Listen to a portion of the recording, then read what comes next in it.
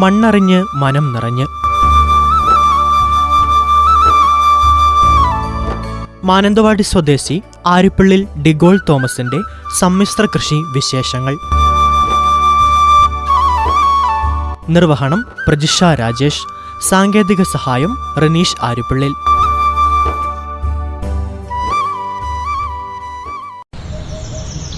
അഖിലെ, നീ ആ ചായ കുടിച്ചിട്ട് പോലും ഇല്ലല്ലോടാ.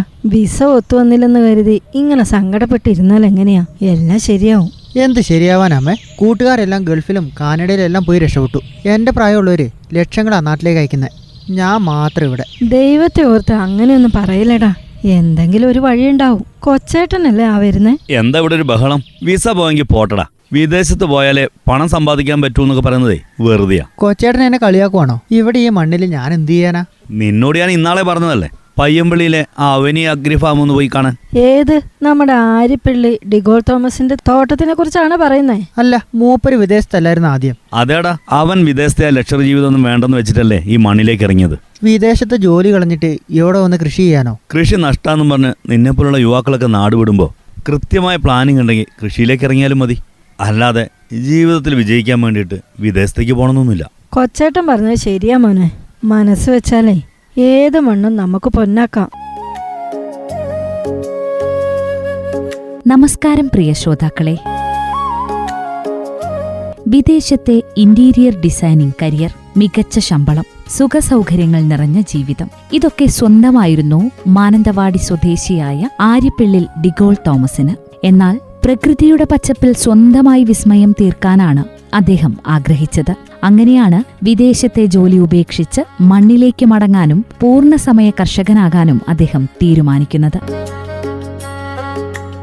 ഇന്ന് പയ്യമ്പള്ളിയിലെ അദ്ദേഹത്തിന്റെ അവനി അഗ്രി ഫാം എന്ന 8 ഏക്കർ തോട്ടം ഒരു പുതിയ കൃഷി സംസ്കാരത്തിന്റെ ഉദയമാണ്. പരമ്പരാഗത കൃഷിരീതികളിൽ നിന്ന് മാറി കൃത്യമായ പ്ലാനിങ്ങോടെയുള്ള സമ്മിശ്ര കൃഷിയാണ് ഡിഗോളിന്റെ വഴി. വിപണിയിൽ വൻ ഡിമാൻഡുള്ള അവക്കാഡോ, മാംഗോസ്റ്റിൻ, ഡ്രാഗൺ ഫ്രൂട്ട് തുടങ്ങിയ ഫലവർഗ്ഗങ്ങളാണ് ഈ തോട്ടത്തിലെ പ്രധാന ആകർഷണം.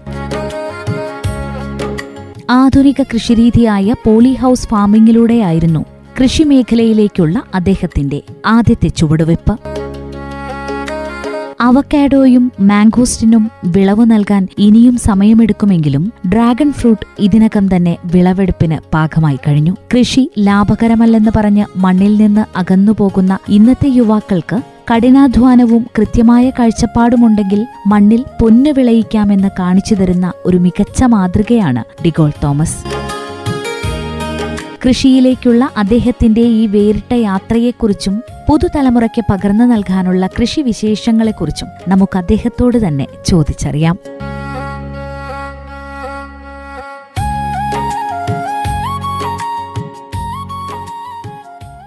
നമസ്കാരം. റേഡിയോ മാറ്റ്ലിയിലേക്ക് ഏറെ സ്നേഹത്തോടെ സ്വാഗതം ചെയ്യുകയാണ്. ഞങ്ങളുടെ ശ്രോതാക്കൾക്ക് വേണ്ടി ഒന്ന് പരിചയപ്പെടുത്താമോ? പേര്, സ്ഥലം?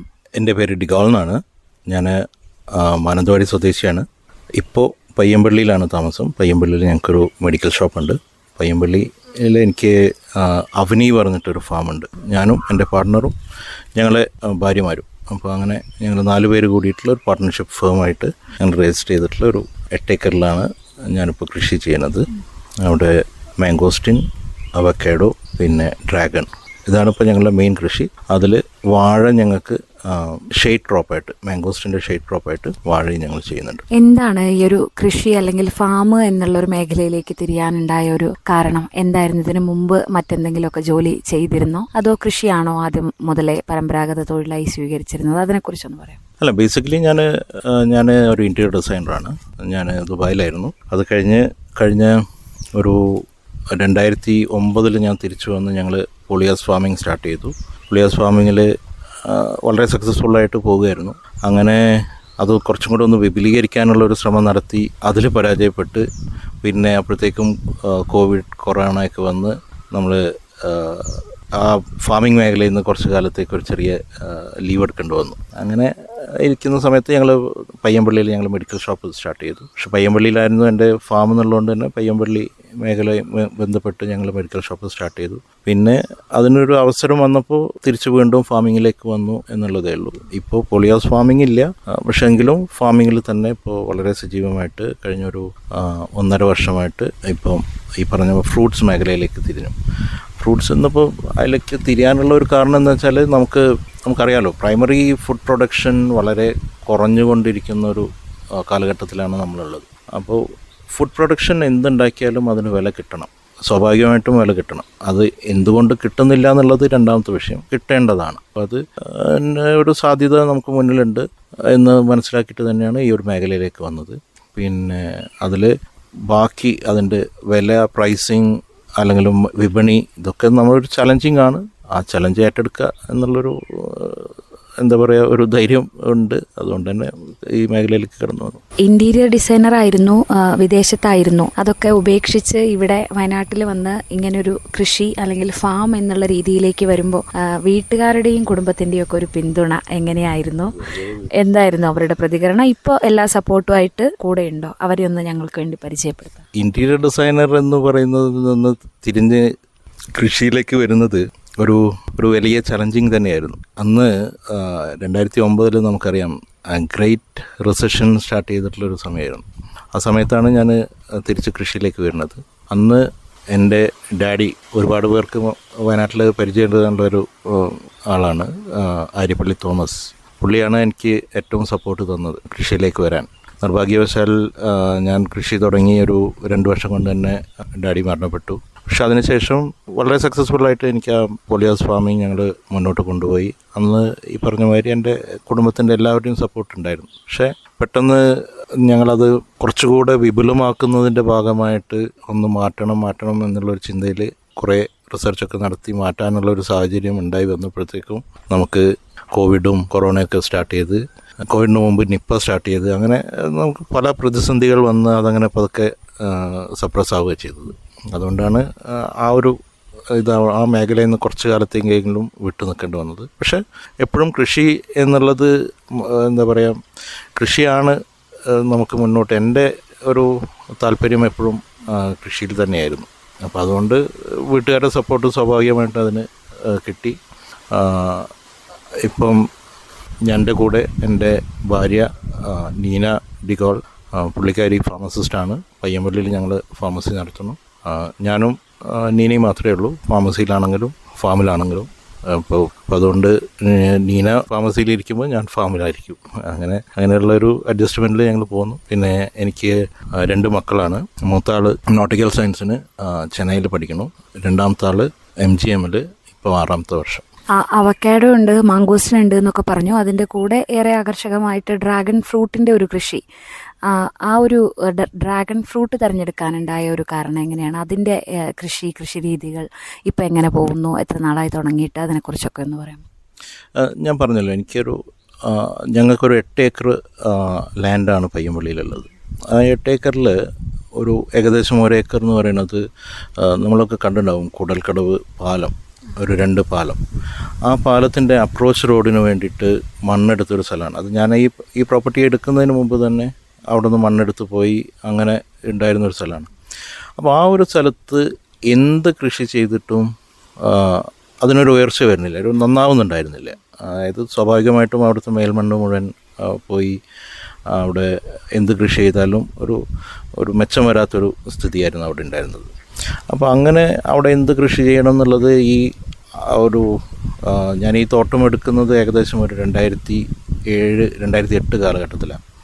അവിടെ നിന്ന് ഒരു 2005 ആയപ്പോഴത്തേക്കും ഞാൻ തിരിച്ചറിഞ്ഞു അതിൽ വേറെ ഒന്നും കൃഷി ചെയ്തിട്ട് കാര്യമില്ല, അത് മേൽമണ്ണില്ല, അപ്പോൾ അവിടെ നന്നാവുന്നില്ല എന്നുള്ളതൊരു. അപ്പോൾ ആ 2005 മുതലേ 2015 മുതലേ ഞാനിങ്ങനെ നോക്കുന്നുണ്ട് എന്താണ് നമുക്ക് അവിടെ കൃഷി ചെയ്യാൻ പറ്റുക എന്നുള്ളത്. അന്ന് മുതലേ മനസ്സിൽ കയറിയൊരു ആഗ്രഹമാണ് ഇതേമാതിരി ഡ്രാഗൺ ഫ്രൂട്ട് എന്നുള്ളത്. എന്താണെന്ന് വെച്ചാൽ അത് മരുഭൂമിയിൽ വളരുന്നൊരു സസ്യമാണ്, അല്ലെങ്കിൽ അങ്ങനത്തെ ഒരു വൈൽഡ് നേച്ചർ ഉള്ളതാണ്. അപ്പോൾ അതിന് ഡ്രാഗൺ ഫ്രൂട്ടിൻ്റെ ഒരു പ്രത്യേകത എന്താണെന്ന് വെച്ചാൽ നമ്മൾ ഇട്ട് കൊടുക്കുന്ന വളം അപ്പോൾ വലിച്ചെടുത്ത് വളരുക എന്നുള്ളതാണ്. അതിന് അടിയിലേക്കധികം വേര് ഓട്ടമില്ല. ആദ്യത്തെ ഒരു 1.5-2 അടിയിലേ അതിൻ്റെ വേരോട്ടം ഉണ്ടാവുള്ളൂ. അപ്പോൾ ആ മേൽമണ്ണിൽ നമ്മൾ എന്ത് ഇട്ട് കൊടുക്കുന്നു, അല്ലെങ്കിൽ നമ്മൾ ചാണകമോ അല്ലെങ്കിൽ നമ്മൾ കമ്പോസ്റ്റ് ചെയ്തിട്ടുള്ള വളങ്ങൾ ഇട്ട് കൊടുക്കുമ്പോൾ അത് മതി അതിന്. അല്ലാതെ അങ്ങനെ മണ്ണിൻ്റെ വലിയൊരു പ്രത്യേകത അതിന് ആവശ്യമുണ്ടായിട്ട് തോന്നിയിട്ടില്ല. അപ്പോൾ അതുകൊണ്ടാണ് അങ്ങനെ ഡ്രാഗണിലേക്ക് മാറിയത്. പക്ഷെ അതിപ്പോൾ എനിക്ക് തോന്നുന്നു ആ തീരുമാനം വളരെ ശരിയായെന്ന് ഇപ്പോൾ എനിക്ക് തോന്നുന്നുണ്ട്. വളരെ സക്സസ്ഫുള്ളായിട്ട് ഞങ്ങളതിൽ ഡ്രാഗൺ ചെയ്യുന്നുണ്ട്. വയനാട്ടിൽ ഇങ്ങനെ ഡ്രാഗൺ ഫ്രൂട്ടിൻ്റെ ഒരു കൃഷി തുടങ്ങുമ്പോൾ ഇതിനു മുമ്പ് ഡ്രാഗൺ ഫ്രൂട്ട് ചെയ്ത് വിജയിച്ചവരെ കാണുമോ, അല്ലെങ്കിൽ ഈ കൃഷി രീതികളെക്കുറിച്ച് പഠിക്കുകയോ ഒക്കെ ചെയ്തിരുന്നോ? തീർച്ചയായും വയനാട്ടിൽ ഡ്രാഗൺ ഫ്രൂട്ട് കൃഷി ചെയ്യുന്ന ഒരുപാട് പേരുണ്ട്. എൻ്റെ സുഹൃത്തുക്കൾ തന്നെ 1-2 പേരുണ്ട്. വളരെ സക്സസ്ഫുള്ളായിട്ട് ചെയ്യുന്ന ആൾക്കാരുണ്ട് വയനാട്ടിൽ. അവരുടെ ഒരു ഗൈഡൻസ് തീർച്ചയായിട്ടും ഞാൻ എടുത്തിട്ടുണ്ട്. പിന്നെ അവരുടെ തോട്ടം പോയി കാണുക, അവരെങ്ങനെയാണ് ചെയ്തത് എന്നുള്ളതിനെക്കുറിച്ചൊക്കെ പഠിച്ച്. അത് വയനാട്ടിൽ മാത്രമല്ല, ഇപ്പോൾ പുറത്ത് സുള്ളിയമാതിരിയുള്ള സ്ഥലത്തും അവിടെയും വളരെ വ്യാപകമായിട്ട് കൃഷി ചെയ്യുന്ന ഏരിയകളുണ്ട്. അപ്പോൾ അങ്ങനെ നമ്മളെ കൊണ്ട് പഠിക്കാവുന്ന പരമാവധി, ഞാൻ പറഞ്ഞില്ലേ 2015 മുതൽ ഞാൻ ഇതിൻ്റെ ഒരു കാര്യങ്ങളൊക്കെ നോക്കി, അതെന്താണ്, എങ്ങനെയാണ് അതിൻ്റെ തൈ കിട്ടുക, എവിടെ നിന്ന് എന്നുള്ളതിനെക്കുറിച്ചൊക്കെ ഡീറ്റെയിൽ ആയിട്ട് ഒരു പഠനമുണ്ട്. പക്ഷെ അത് കൂടുതലായിട്ട് അതിൻ്റെ പഠനം നടത്തിയത് ഒരു 2020 ശേഷമാണ്. അത് വളരെ സക്സസ്ഫുള്ളായിട്ട് ചെയ്യുന്ന ആൾക്കാരെ ഒരുവിധം എനിക്ക് കാണാൻ പറ്റുന്ന എല്ലാ ആൾക്കാരെയും പോയി കണ്ടിട്ട് തന്നെയാണ് ഞങ്ങൾ. 8 ഏക്കർ ഫാമിൽ എത്രയാണ് ഈ ഒരു ഡ്രാഗൺ ഫ്രൂട്ടിൻ്റെ കൃഷിയുള്ളത്? എങ്ങനെയാണ് ഇപ്പോൾ എത്ര തവണ വിളവെടുത്ത് കഴിഞ്ഞു എന്നതിനെക്കുറിച്ച്? ഇല്ല, ഞങ്ങളത് ഡ്രാഗൺ ഫ്രൂട്ട് സ്റ്റാർട്ട് ചെയ്തത് കഴിഞ്ഞ ഫെബ്രുവരിയിലാണ് ഞങ്ങൾ അതിൻ്റെ തൈ വെച്ച് കൃഷി തുടങ്ങുന്നത്. അപ്പോൾ ഞങ്ങൾക്ക് സാധാരണ ഡ്രാഗൺ ഫ്രൂട്ട് അതിൻ്റെ പൂക്കൾ വിരിയാൻ തുടങ്ങുക ഏതാണ്ട് ഏപ്രിലാണ്. അപ്പോൾ ഈ ഏപ്രിലിൽ ഞങ്ങൾക്ക് പൂക്കൾ വിരിയാൻ തുടങ്ങി. ഞങ്ങൾ ആദ്യത്തെ വിളവെടുപ്പ് എന്ന് പറയാറായിട്ടില്ലെങ്കിലും ഞങ്ങൾ വളരെ ചെറിയൊരു വിളവെടുപ്പ് ഞങ്ങൾ ചെയ്തിട്ടുള്ളൂ ഇതുവരെ. ഇപ്പോൾ ഇനി വ്യാപകമായിട്ട് ഞങ്ങൾക്ക് സെയിലിനുള്ള സാധനങ്ങൾ ആവുന്നേ ഉള്ളൂ. അതൊരു ഏതാണ്ട് മെയ് 20-25 ആകുമ്പോഴത്തേക്ക് ഞങ്ങൾക്ക് നല്ല രീതിയിൽ തന്നെ കൊടുക്കാൻ മാത്രമുള്ള ഫ്രൂട്ട്സ് ഉണ്ടാവും. അതായത് എല്ലാ ദിവസവും ഒരു 4 ദിവസം കൂടുമ്പോൾ ഞങ്ങൾക്ക് എന്തായാലും ഒരു 500 കിലോ വെച്ചിട്ട് ഹാർവെസ്റ്റ് ചെയ്യാൻ ഉണ്ടാവും എന്നുള്ളതാണ് ഇപ്പോൾ ഞങ്ങളുടെ ഒരു എസ്റ്റിമേറ്റ്. അതിനുള്ള ആൾക്കാരുമായി ആൾക്കാരൊക്കെ സെർച്ച് ചെയ്ത് കണ്ടെത്തി എടുക്കാനുള്ള വിപണി ഒക്കെ കണ്ടെത്തിയിരിക്കുന്നു. പിന്നെ വില തീർച്ചയായിട്ടും അങ്ങോട്ടും ഇങ്ങോട്ടേക്ക് ഒരു ചെറിയ വില വ്യത്യാസം, ഇപ്പോൾ മഴക്കാലമൊക്കെ ആകുമ്പോൾ മാമ്പഴങ്ങളുടെ കൂടുതൽ സീസണൊക്കെ വരുമ്പോൾ തീർച്ചയായിട്ടും അതിനൊരു വ്യത്യാസം ഉണ്ടാവാം.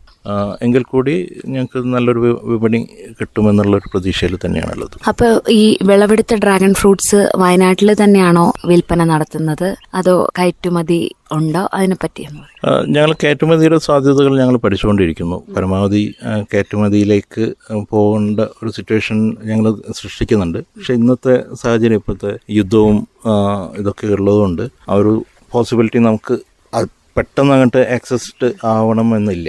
അപ്പോൾ അതിനുള്ളൊരു സാധ്യതകൾ ഞങ്ങൾ പഠിക്കുന്നുണ്ട്. ഇപ്പോൾ തൽക്കാലം ഞങ്ങൾ കോഴിക്കോട് ബേസ് ചെയ്തിട്ടുള്ള ഒരു മാർക്കറ്റിലേക്കായിരിക്കും കൊണ്ടുപോകുന്നത്.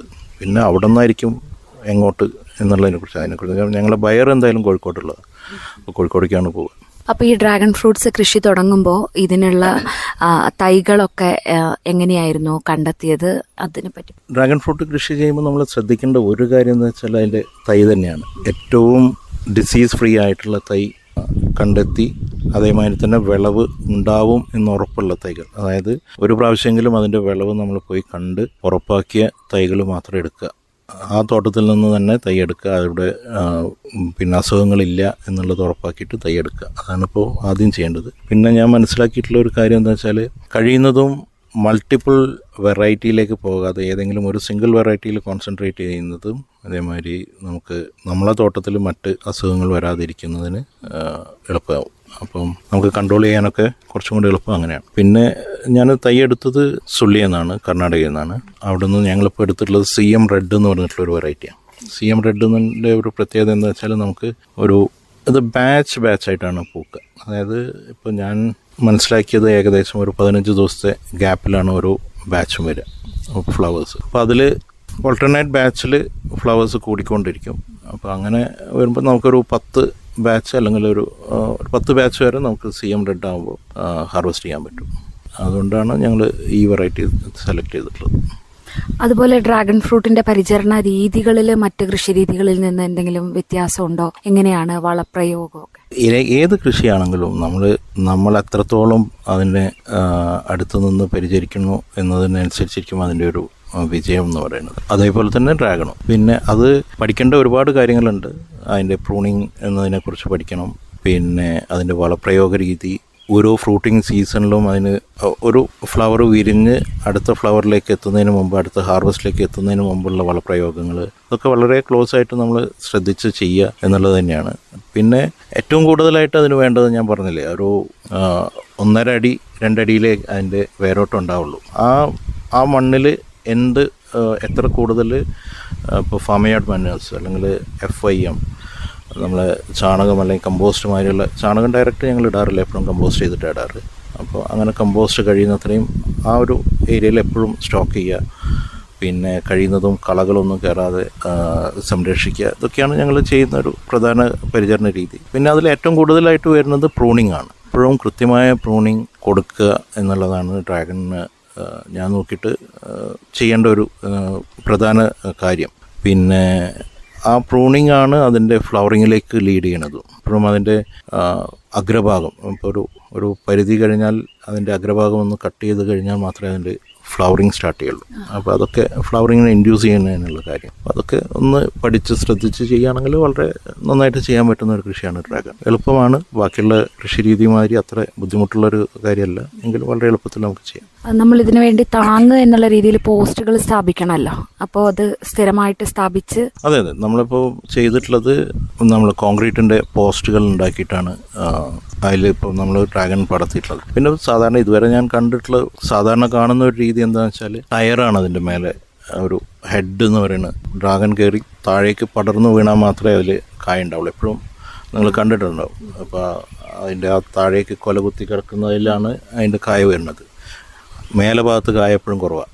അപ്പോൾ ആ താഴ്ഭാഗത്ത് അങ്ങനെ താഴേക്ക് ഇങ്ങനെ ചെരിഞ്ഞ് വീണാൽ മാത്രമേ അതിൽ കായ മാക്സിമം വരുള്ളൂ. അപ്പോൾ അങ്ങനെ ഒരു സിറ്റുവേഷൻ നമ്മളവിടെ ക്രിയേറ്റ് ചെയ്യാതില്ല. അപ്പോൾ അതിന് വേണ്ടിയിട്ട് നമ്മൾ സാധാരണ ടയറിൻ്റെ ഒരു ഹെഡ് കൊടുത്ത് അതിൻ്റെ ഉള്ളിൽ കമ്പിയിട്ട് അതിനെ നിർത്തിയിട്ടുള്ള ഒരു സംവിധാനമാണ് ഇതിനു മുമ്പൊക്കെ കണ്ടത്. പക്ഷെ അതിൻ്റെ ഒരു പോരായ്മ എന്താ വെച്ചാൽ നമ്മുടെ നാട്ടിൽ ഈ ഒച്ചിൻ്റെ ശല്യം വളരെ കൂടുതലാണ്, മഴ വളരെ കൂടുതലാണ്. അപ്പോൾ അങ്ങനെയുള്ള സമയത്തൊക്കെ ഈ ഒച്ചുകൾ അതിൻ്റെ ഉള്ളിൽ വന്നിരിക്കും. ഈ ഡ്രാഗൺ ഏറ്റവും കൂടുതൽ അതിൻ്റെ ഈ തളിര് ഒച്ച് കടിച്ച് തിന്നുന്നൊരു ഇതാണ്. അതിനെ കൺട്രോൾ ചെയ്യാൻ നമുക്ക് ഭയങ്കര ബുദ്ധിമുട്ട് വരും. അതുകൊണ്ടാണ് അതിനെ മാറ്റിയിട്ട് നമ്മൾ കോൺക്രീറ്റ് ഹെഡിലേക്ക് മാറിയത്. അത് കുറച്ചും കൂടെ നന്നായിട്ട് നമുക്ക് ചെയ്യാൻ പറ്റും. നമുക്ക് ഈ മാതിരിയുള്ള പെസ്റ്റ് കൺട്രോൾ നന്നായിട്ട് ചെയ്യാൻ പറ്റും. അപ്പോൾ അതുകൊണ്ടാണ് കോൺക്രീറ്റ് പോസ്റ്റ് കോൺക്രീറ്റ് ഹെഡിലേക്ക് മാറിയത്. അതിന് ഇതിൻ്റെ ഈ ഡ്രാഗണിൻ്റെ ഒരു പ്രശ്നവും അവിടെയാണ്. ഡ്രാഗൺ കൃഷിയുടെ ഇനീഷ്യൽ എക്സ്പെൻസ് എന്ന് പറയുന്നത് ഭയങ്കര കൂടുതലാണ്. നമുക്ക് ഈ കോൺക്രീറ്റ് പോസ്റ്റും അതിൻ്റെ ഹെഡൊക്കെ വരുമ്പോൾ സ്വാഭാവികമായിട്ടും അതിൻ്റെ കോസ്റ്റ് വളരെ കൂടും. അപ്പം ഏകദേശം ഒരു പോസ്റ്റും അതിൻ്റെ തൈയും നമ്മൾ അതിൻ്റെ നിലമൊരുക്കലൊക്കെ കൂടി വരുമ്പോൾ എങ്ങനെ പോയാലും ഒരു 2000-2500 രൂപ ഒരു പോസ്റ്റിന് നമുക്ക് വ്യാപകമായിട്ട് കൃഷി ചെയ്യുമ്പോൾ നമുക്ക് വരും. അപ്പോൾ അങ്ങനെ ഒരു ഇനീഷ്യൽ കോസ്റ്റ്, പക്ഷെ അത് ഇനീഷ്യൽ കോസ്റ്റ് നമ്മൾ കണ്ടെത്തിയാൽ പിന്നീട് അങ്ങോട്ട് കുറച്ചും കൂടി എളുപ്പമായിരിക്കും. ഈ ഇനീഷ്യൽ കോസ്റ്റ് ഭയങ്കര കൂടുതലാണ് ഡ്രാഗണ്. പയ്യമ്പള്ളിയിൽ സ്ഥിതി ചെയ്യുന്ന അവനി അഗ്രി ഫാമിലെ വിശേഷങ്ങളാണ് ശ്രോതാക്കൾ കേട്ടത്. ആര്യപ്പിള്ളിൽ ഡിഗോൾ തോമസിന്റെ കൃഷിവിശേഷങ്ങൾ ഇവിടെ തീരുന്നില്ല. നാളെ ഇതേ സമയം തുടർന്നുള്ള അധ്യായം കേൾക്കാം.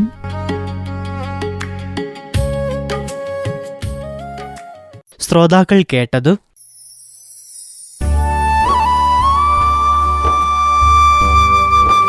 മണ്ണറിഞ്ഞ് മനം നിറഞ്ഞ്. മാനന്തവാടി സ്വദേശി ആര്യപ്പിള്ളിൽ ഡിഗോൾ തോമസിന്റെ സമ്മിശ്ര കൃഷി വിശേഷങ്ങൾ. നിർവഹണം പ്രജിഷ രാജേഷ്. സാങ്കേതിക സഹായം റനീഷ് ആര്യപ്പിള്ളിൽ.